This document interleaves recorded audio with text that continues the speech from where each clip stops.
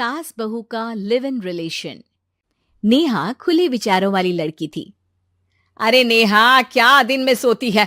ससुराल में ऐसा नहीं चलेगा, वहां तो काम करना पड़ेगा। काम जितना काम होगा कर लूंगी माँ, पर अगर कोई ये कहे कि सारा आराम छोड़कर सिर्फ काम ही करना है तो ना भी ना, मुझे नहीं करनी शादी। अरे कैसी बात कर रही हो? अच्छा चलो जाकर नहा लो, मैं नाश्ता लगा देती हूँ, फिर तुम्हें कॉलेज भी तो जाना है। नेहा कॉलेज के लिए निकल जाती है। वो सोचने लगती है कि ससुराल में वो कैसे मैनेज करेगी। क्या हुआ नेहा, परेशान लग रही हो? अरे यार, तू तो मुझे जानती है ना, मुझे अपनी लाइफ बिल्कुल परफेक्ट चाहिए, लेकिन लग नहीं रहा लोग मानेंगे। यार, कहीं मेरी शादी ऐसे घर ना हो जाए जहां मेरी जिंदगी ही नरक हो जाए। अरे मैंने ना कल एक इंग्लिश फिल्म देखी थी, उसमें भी कुछ ऐसी ही समस्या थी हीरोइन की। अच्छा, तो फिर क्या किया उसने?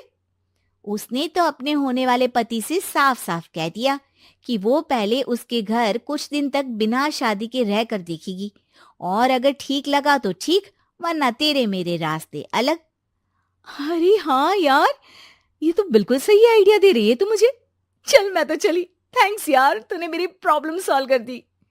ये बोलकर नेहा खुशी खुशी वहां से निकल जाती है, लेकिन पीछे से उसकी सहेली कहती है, अरे नेहा, नहीं नहीं, कुछ नहीं सुनना मुझे। ये बोलकर वो वहां से चली जाती है। हे भगवान, पूरी बात सुने बिना ही चली गई।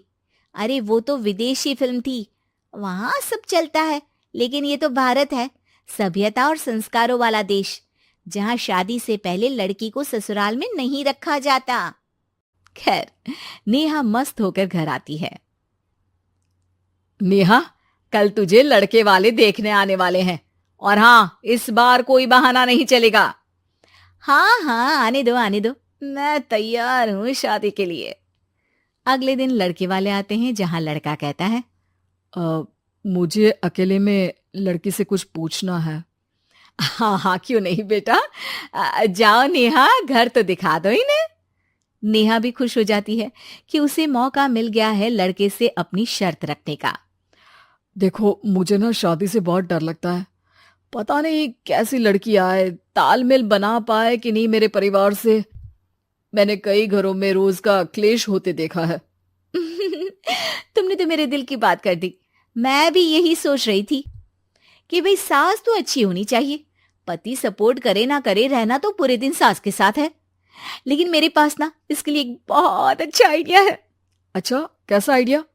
क्यों ना शादी के पहले मैं कुछ दिनों तक तुम्हारे घर आकर रह लूं, तुम लोग मुझे समझ लेना, मैं तुम लोगों को समझ लूंगी। ठीक लगा तो शादी, वरना टाटा बाय बाय। क्यों? लड़के को नेहा की बात में दम लगता है। वो घर के सभी लोगों के सामने नेहा की बात रखता है। अरे पागल हो गई है क्या? ये कैसी शर्त है? अरे शादी से पहले मैं क्यों तुझे किसी और के घर भेजूंगी रहने? अरे लड़की के ख्याल तो 20 साल आगे के हैं, इतनी भी खुले विचारों वाली लड़की नहीं चाहिए हमें। अरे माँ, क्या बुरा और गलत बोल रही है ये? रहना तो हम दोनों का है ना। कल को कोई परेशानी आई तो तुम सब तो ये बोलकर निकल जाओगे कि जिंदगी तुम लोगों को ही निभानी है, तुम लोगों को जो करना है करो। तब क्या करूंगा बताओ? सबके समझाने पर वो लोग मान जाते हैं। वाह, मैं 2-3 दिनों में पैकिंग कर लूंगी, तो आकर मुझे ले जाना। और नेहा पहुंच जाती है विशाल के घर। आओ आओ, ये रहा तुम्हारा कमरा। इस घर में तुम एज अ गेस्ट रहो, लेकिन माँ तुम्हें बहू की तरह ही ट्रीट करेंगी, और तुम भी उन्हें सास की तरह ही रखना। बस फिर क्या था, शुरू हो जाता है लिव इन सास बहू का ड्रामा। अरे चाय तो बना दे बहू। जी सासू माँ, अभी लाई। नेहा चाय लेकर आती है कि बस चाय लेकर आई हो, इसके साथ पकोड़े भी ले आती। लेकिन आपने तो बताया ही नहीं कि आपको चाय के साथ पकोड़े भी चाहिए। हाँ हाँ, अब तो पता चल गया ना। रात को खाना खाने के बाद नेहा किचन में खटर पटर कर रही होती है। क्या हो रहा है वहां नेहा? माँ जी, मैं ना रात को अदरक वाली चाय पीकर सोती हूँ, ये मेरी आदत है। अच्छा, तो जरा मेरे लिए भी बना देना। दोनों सास बहू रात को चाय पीती हैं। अगले दिन, नेहा, मैं मंदिर जा रही हूँ, मेरी साड़ी निकाल कर बेड पर रख दे। नेहा सास के लिए साड़ी निकाल कर रख देती है। वो देखती है कि उसके आने के बाद से सास ने घर का कोई भी काम करना छोड़ दिया है। यार मैं क्या करूं? ऐसा ससुराल तो मुझे नहीं चाहिए था जिसमें मैं ही सारा काम करूं। मैं तो ऐसा घर चाहती हूं जहां सास और बहू दोनों मिलकर किचन में काम करें। हे भगवान, रात को चाय पी ली, पेट में गैस बन गई, अब तो चला भी नहीं जा रहा है।